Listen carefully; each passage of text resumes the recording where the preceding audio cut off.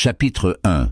Le miroir de l'âme. Sophie se regardait dans le miroir de sa petite salle de bain, le visage marqué par des nuits de doute et d'insomnie. Elle détaillait chaque imperfection, chaque ride naissante, chaque kilo en trop. À 33 ans, elle se sentait constamment en décalage avec les standards de beauté imposés par la société.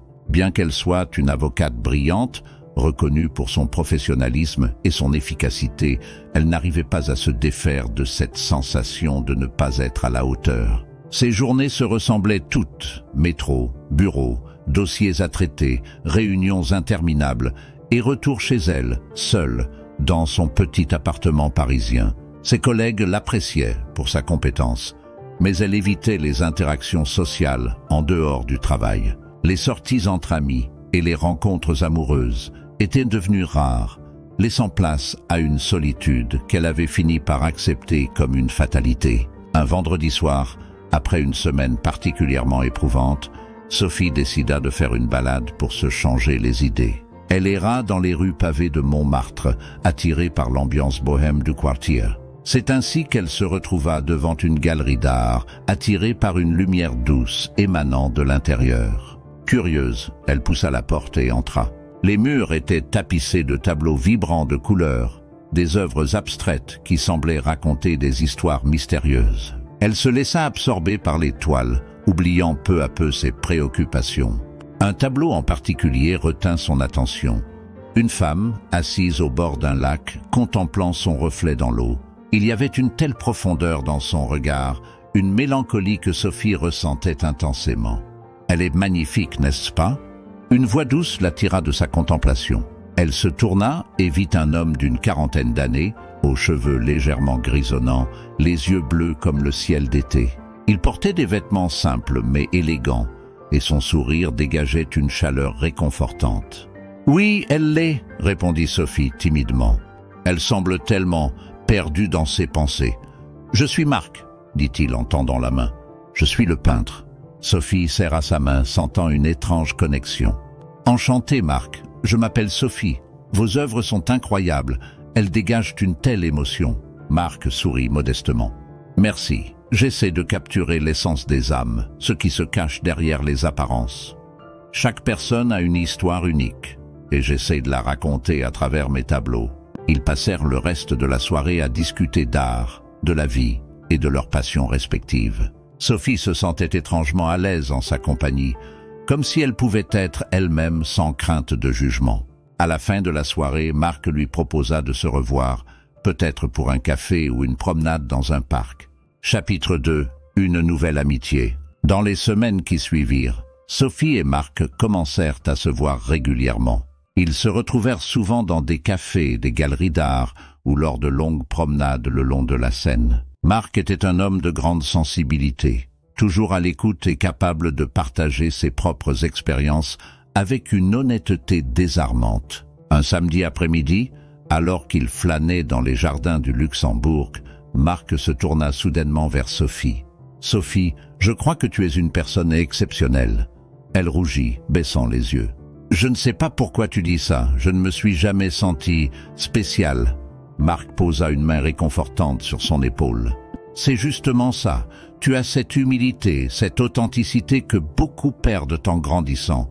Tu es toi-même, et c'est ce qui te rend unique et précieuse. » Ces mots touchèrent Sophie profondément. Jamais personne ne lui avait parlé ainsi. Marc semblait la voir d'une manière qu'elle-même ne pouvait encore percevoir, mais ses paroles commencèrent à semer les graines d'une nouvelle estime de soi. Chapitre 3. Le début d'un amour. Peu à peu, les sentiments de Sophie pour Marc évoluèrent. Ce qui avait commencé comme une précieuse amitié se transforma lentement en quelque chose de plus profond. Chaque moment passé avec lui était une source de joie et de réconfort. Ses peurs et ses insécurités, bien que toujours présentes, semblaient moins accablantes en sa compagnie. Marc, quant à lui, se rendit compte qu'il était tombé amoureux de Sophie. Il admirait sa force intérieure, sa passion pour son métier et sa gentillesse inébranlable. Cependant, il savait que Sophie devait encore faire un chemin pour s'accepter pleinement et il était déterminé à l'accompagner dans ce voyage. Un soir d'été, après une journée passée à explorer un ancien quartier de la ville, Marc invita Sophie à dîner chez lui. Ils s'installèrent sur la terrasse, une douce brise caressant leur visage, et parlèrent de leurs rêves et aspirations. « Sophie, dit Marc doucement, je veux que tu saches quelque chose. Depuis que je t'ai rencontrée, ma vie a changé de manière inattendue. Tu m'apportes une joie et une sérénité incroyables.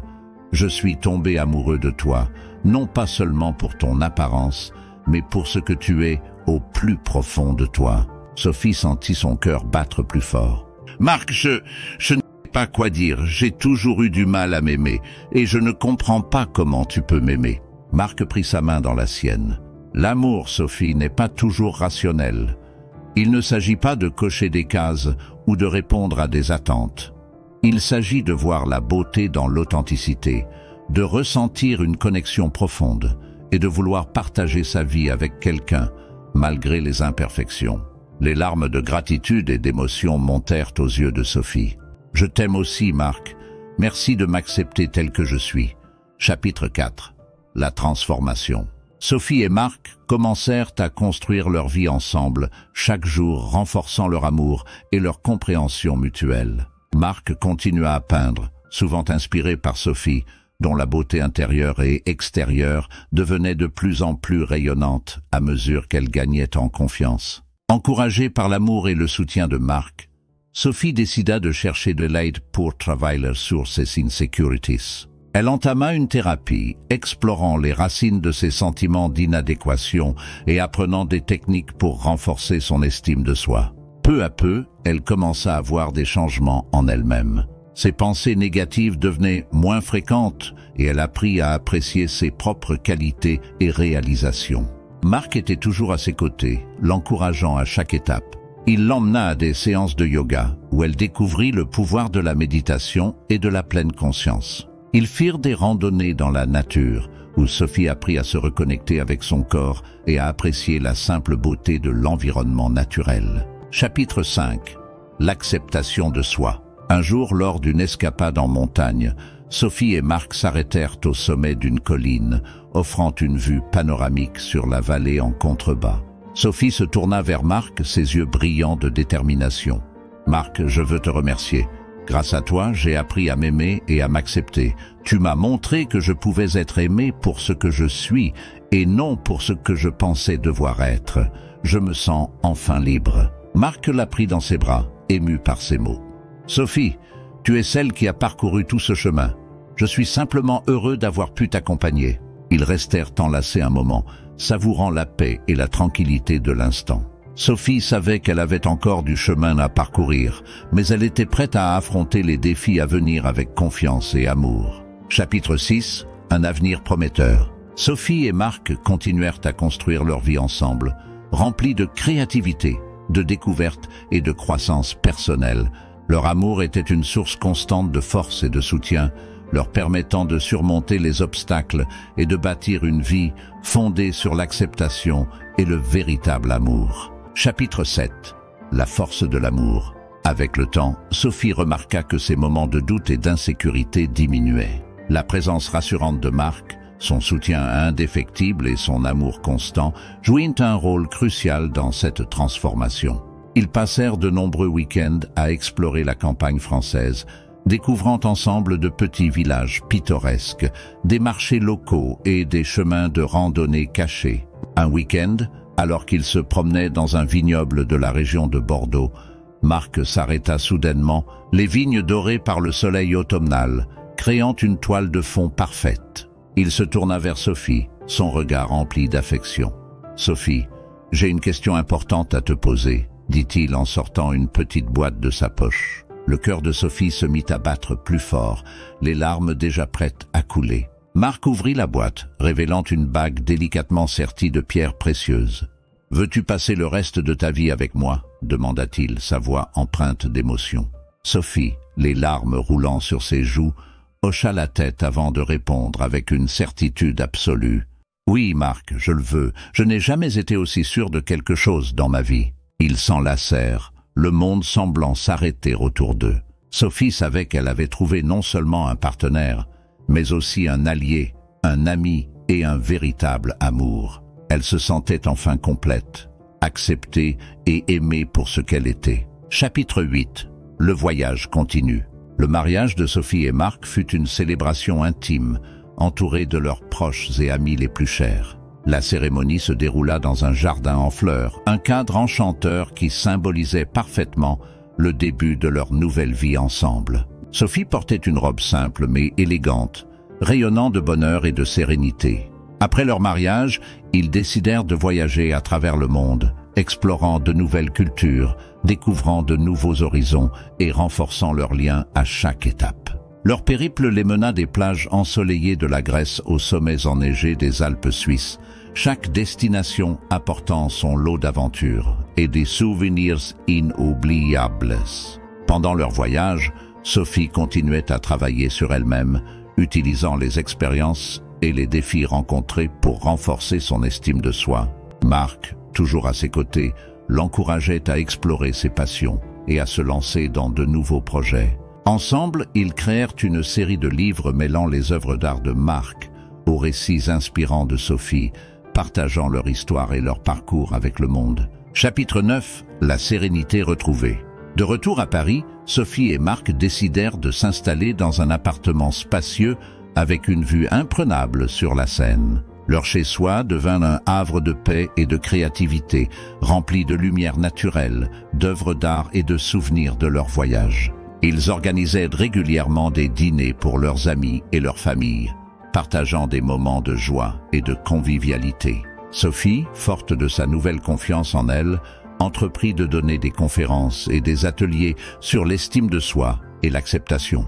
Elle souhaitait aider d'autres personnes à surmonter leurs insécurités et à trouver la force de s'accepter telles qu'elles sont. Ces ateliers furent rapidement très populaires, attirant des participants de tous horizons, inspirés par son authenticité et sa résilience. Marc, de son côté, continua à peindre, trouvant une inspiration sans fin dans sa vie avec Sophie. Ses œuvres devinrent de plus en plus reconnues, exposées dans des galeries prestigieuses à travers le monde. Leur amour et leur collaboration étaient évidents dans chaque tableau, chaque projet qu'ils entreprenaient ensemble. Chapitre 10.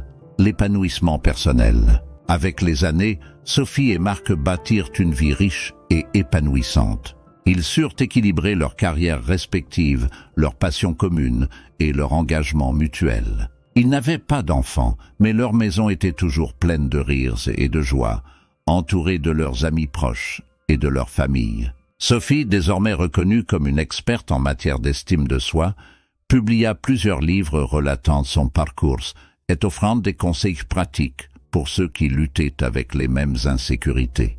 Ces ouvrages furent acclamés par la critique, inspirant des milliers de lecteurs à travers le monde. Marc, quant à lui, continua à peindre avec une passion renouvelée, ses œuvres explorant les thèmes de l'amour, de la résilience et de la beauté intérieure.